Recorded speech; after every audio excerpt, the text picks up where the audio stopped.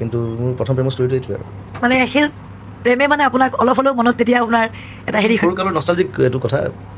খুব close friends আছিলোঁ আমি আৰু মই এনে সৰুৰ পৰা ৰোমাণ্টিক আছিলোঁ চ' মই ফিল কৰিছিলোঁ মানে ভাল পোৱাটো তেনেকুৱা এটা বস্তু আছে বুলি আৰু পিছলৈ লাহে লাহে যেতিয়া ডাঙৰ হৈ আহিলোঁ তেতিয়া ফিল কৰি যে হয় সেইটো আচলতে ভাল পোৱা আছিলে গতিকে আমি সেই গীতটো শুনিব পাৰোঁ যিটো গীত আপুনি প্ৰথম প্ৰেমত আপুনি যিটো গীত হেৰি কৰিছিল কিন্তু গানটো মই বহুত পিছত লিখিছোঁ একবিংশ শতিকাৰ প্ৰেম কাহিনী ৰুমালৰে ভাজতে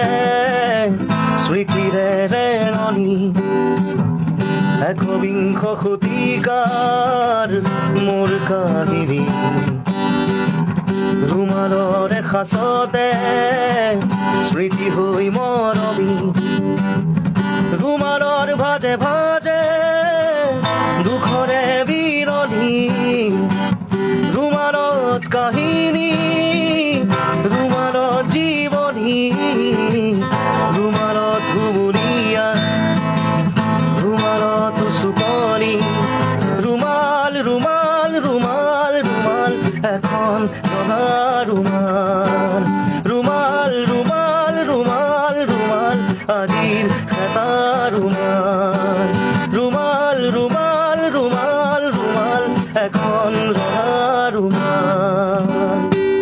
গতিকে প্ৰেমৰ সজীৱ স্মৃতিত আপুনি ইমান সুন্দৰ গীত এতিয়া আমাক দিলে উপহাৰ তাৰ কাৰণে ধন্যবাদ কিন্তু আপুনি সামাজিক কাম কাজতো যথেষ্ট ব্যস্ত হৈ পৰিছে গতিকে কেনেদৰে আপুনি কি কামত আগভাগ লৈছে বা কি কৰিছে আচলতে মই কিবা এটা অৰ্গেনাইজেশ্যনত লাগি আছোঁ এজ এ প্ৰেচিডেণ্ট